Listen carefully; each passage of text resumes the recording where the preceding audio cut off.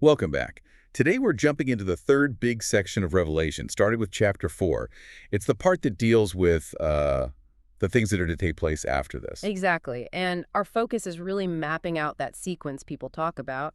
Tribulation, Jesus' return, the millennium, judgment. But first, we've got to tackle a really, really influential idea that shapes how people see that timeline. The rapture. Right. And the first thing you need to know is that the word rapture, well, it's not actually in the Bible anywhere. Not the word itself. Interesting. No. But the concept, or at least one major argument for it, often hinges on how you read Revelation 4, verse 1. Okay, let's look at that. John sees an open door in heaven, right? And hears a voice like a trumpet saying, "Come up here, and I will show you what must take place after this." Precisely.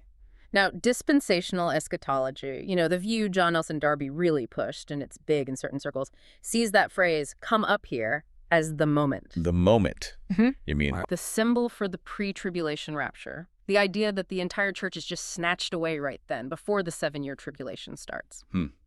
But reading it plainly, doesn't it just sound like God telling John, one person, "Come up so I can show you things," like an invitation for him to get the vision? That's the counter-argument, absolutely. A straightforward reading seems pretty personal to John. The purpose given right there is showing him what's next.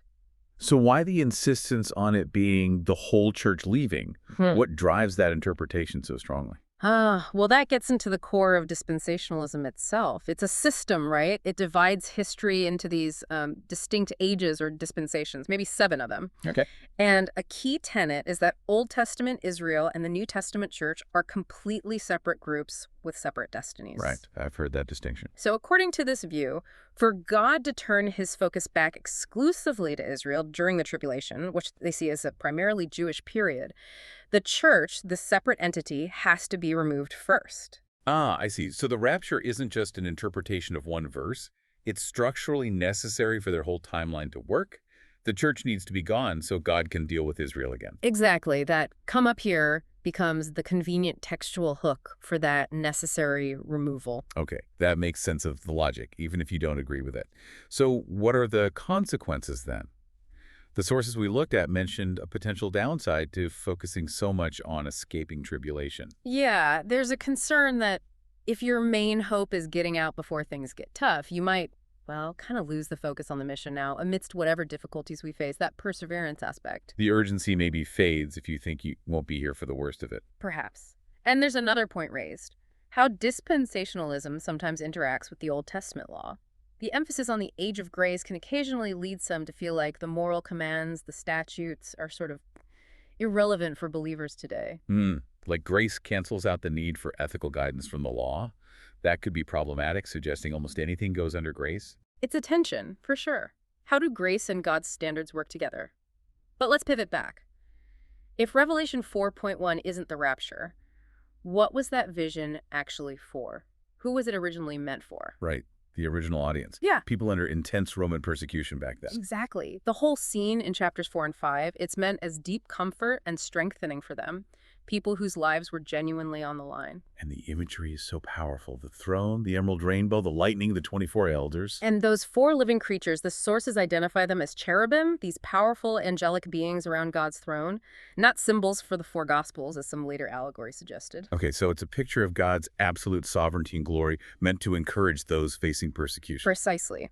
And then chapter 5 introduces the scroll with 7 seals. It holds the future, judgment, history, but no one is worthy to open it. There's this moment of cosmic tension. Until the Lamb appears. Yes, the Lamb who was slain Jesus, he's also the Lion of Judah. He alone is worthy. And importantly, John sees the elders holding golden bowls of incense. Which are the prayers of the saints. Right, it's a direct message. Your prayers, even in suffering, are heard. They matter. They're right there before the throne. Christ is in control, even when Rome looks unbeatable. So, connecting this back, the debate really comes down to timing, doesn't it? Dispensational premillennialism says believers are raptured before the tribulation. While historic premillennialism believes Christians, Jew and Gentile, together in the church, go through the tribulation, empowered by God. And the sources seem to lean towards that second view, based on a plain reading, that the message is about endurance through suffering, empowered by this vision of Christ's ultimate victory. That seems to be the conclusion, yes.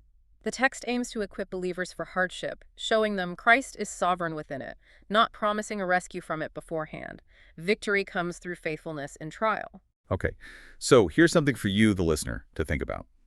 If Revelation's main thrust was originally to bolster persecuted people in their suffering, how does an expectation of avoiding suffering altogether potentially change how believers today engage with the world?